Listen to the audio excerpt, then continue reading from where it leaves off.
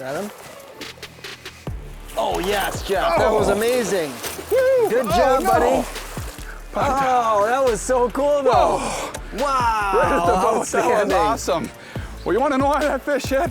Woo, because it hit Muskie's favorite food, a bucktail. Man, that was exciting. You don't always stick them all right at the boat side, but my knees are shaking. That was awesome. Whoa, cow. Oh man, well, you can't catch them all.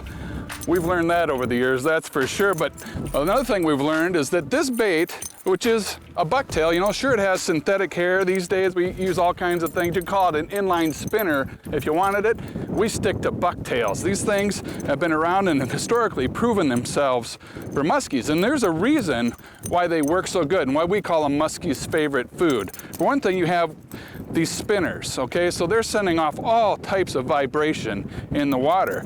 And over the years, they've come out. We used to just use a single spinner, and you can still use a single spinner, but there's these double spinners. That said, there's also this clevis, and this is a combined clevis. You can use two clevises back to back and layer your blades, or this is actually a stagger clevis. And that thing, when you cast the bait and it hits the water, you can start cranking and that bait starts working for you immediately.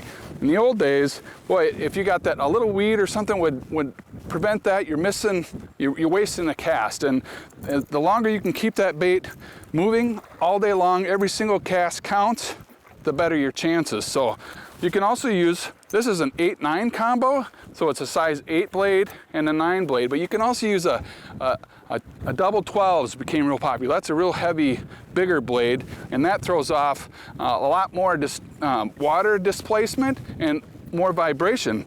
And the whole key is you got this skirt, so those fish, they have a lateral line and they'll hone in on it. We're actually up on Wabigoon, up in Ontario, Canada today, and it's dark water, and you wouldn't think that a black on black bucktail would be the money one, but you just saw that fish hit.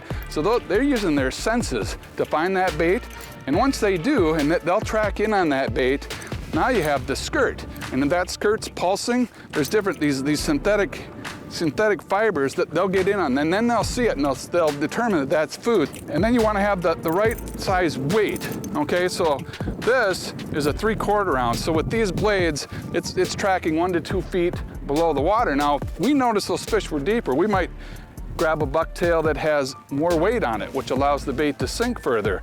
And you might also, if we're working over weeds, you might also add a little bit lighter weight so you can cruise over those weeds. So there's all these different attributes to these bucktails right down to the bead size. If you had a big bead up near these blades, it might prevent those blades from spinning. So if you had a small bead right below these blades, that gets that bait to work right away as well. So yeah, this is a simple bait.